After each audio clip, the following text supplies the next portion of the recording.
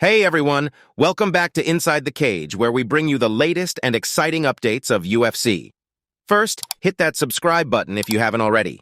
Andrew Tate offers to train Musk for cage match versus Zuckerberg. Look, who's jumping in on the recent happenings of the UFC? The heated battle between Musk and Zuckerberg brings very unexpected things to Twitter. Tate is known for his controversial figure who never shies away from stirring things up. He's jumped right into the Twitter frenzy with an unexpected proposal for Musk. I mean, seriously, even Tate couldn't resist getting in on the action. He offered his guidance and expertise to the entrepreneur as Musk gears up for an eagerly awaited clash with Facebook's founder, Mark Zuckerberg. Now you might raise an eyebrow at Tate's offer, considering his controversial background. But he sees this as a chance against a platform that banned him from expressing his views on vaccines. He knows how to stay in the spotlight, right? Musk and Zuckerberg have had an ongoing rivalry that has been cooking behind closed doors for years. Recently, their competition reached new heights when Meta-owned Instagram announced its plans to launch a text-based social media platform, directly taking on Twitter. In response, Musk threw down the bold move and challenged Zuckerberg to a no-holds-barred cage match. Surprisingly, Zuckerberg quickly accepted the challenge, setting the stage for an epic showdown between these tech billionaires. The anticipation for this clash is off the charts. In his tweet, Tate wrote, "Meta banned me everywhere for telling the truth about vaccines, but now we can restore honor with a strike at the enemy clan's leader. I will train you at Elon Musk. You will not lose." O'Malley sees no issue with McGregor's alleged assault. You know, recent Conor McGregor, the MMA fighter, is dealing with some serious allegations of sexual assault. But guess who decided to step up and defend him? None other than UFC bantamweight superstar Sean O'Malley. He went on his Bro Malley show on YouTube and said that McGregor did nothing wrong. Surely, he made a controversial stance. Now, let's not jump to any conclusions just yet.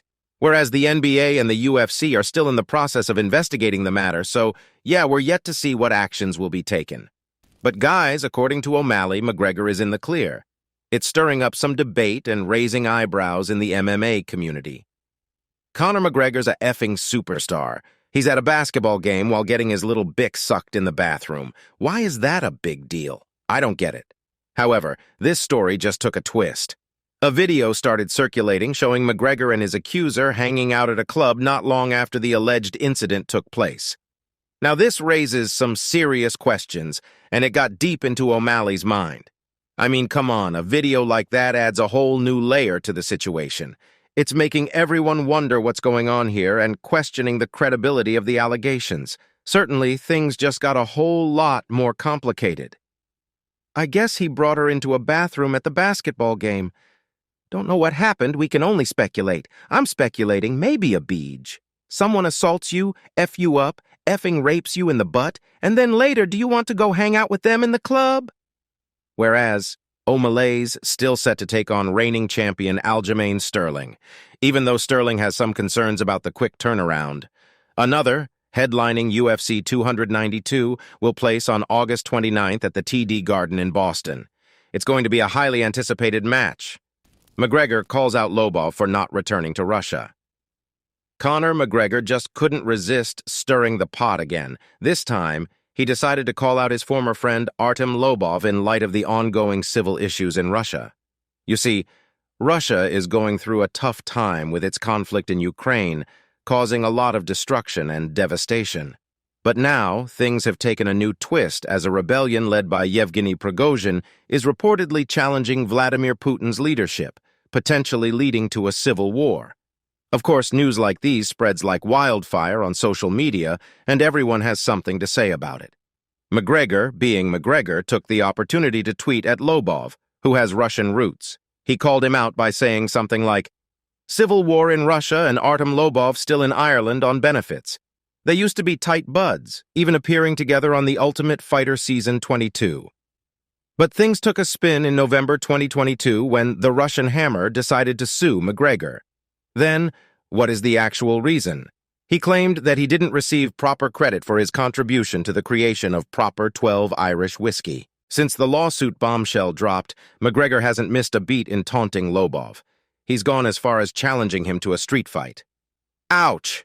Well, it turns out that Lobov didn't have much luck in court. The judge ruled against him and ordered him to pay McGregor's legal fees. It's safe to say that this beef between them is far from settled. Knock knock, if you're enjoying the video, we'd love your support. Just hit that subscribe button to motivate us to bring you more exciting content. Aussie UFC stars horror moment as the fight is called off. Man, Aussie UFC heavyweight Justin Tafa must be furious right now. He went through a brutal accidental eye poke that left him bloodied and made him think his eyeball was ripped out during his fight on Sunday morning. It was a terrifying moment for him. The fight against Austin Lane didn't even last half a minute. Just 29 seconds in, Tafa threw a left hook, but then Lane jammed his left hand right into Tafa's face. Ouch! That led to some serious eye-poking action, and both of Tafa's eyes got hit. Referee Dan Miragliotta had no choice but to call a timeout, and let me tell you, Tafa's eyes swelled up instantly and started bleeding. Guys, it was a nasty sight. The fight had to be called off after that. You can imagine how frustrated Tafa must feel about the whole situation. That's some intense stuff happening in the octagon. I thought my eyeball had been ripped out, honestly, Tafa told the Herald Sun after the bout. That's why I turned around and stepped away. The first thing I was thinking was, can I see my kids again?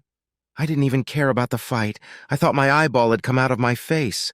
I just hope it's not bad damage. Everything's blurry now. I can see your face, but everything's just blurry. However, Tafa is not happy with the no contest ruling, and he's making sure his voice is heard. Right after the fight, he took to Twitter to share his frustrations. He even posted a photo of his injuries as evidence to support his case. I mean, you can't blame the guy for wanting to prove his point. I deserve my win bonus, Tafa wrote on Twitter. That's a DQ, man. Moreover, the UFC commentary team was shocked by Tafa's injury.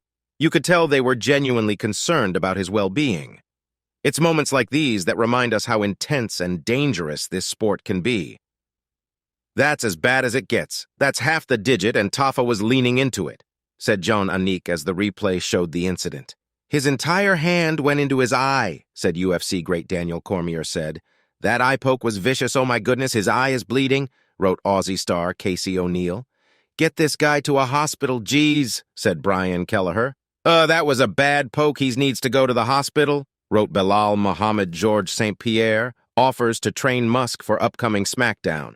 Now, George St-Pierre is just throwing his hat into the ring for Elon Musk's rumored fight against Mark Zuckerberg. Surprisingly, a casual challenge is turned into an opportunity for millions of dollars for UFC. Everyone seems to want a piece of the action. Things started heating up after the statement of Dana White. After Andrew Tate, there comes George St-Pierre. I mean, let's be honest, Musk could do worse, but he could also do better.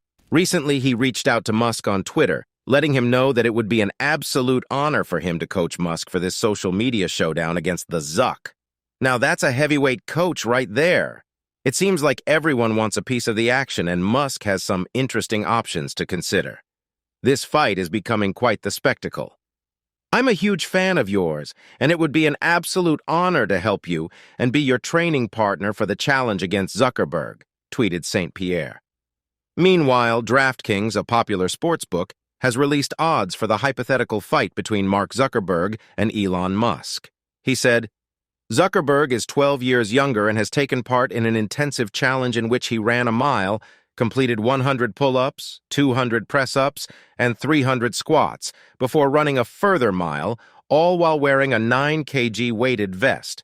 Johnny Avello, DraftKings Director of Race and Sports Operations, said in a statement. All right, guys, that's all for today. Don't forget to like and subscribe to our channel. See you at the next one. Until then, goodbye.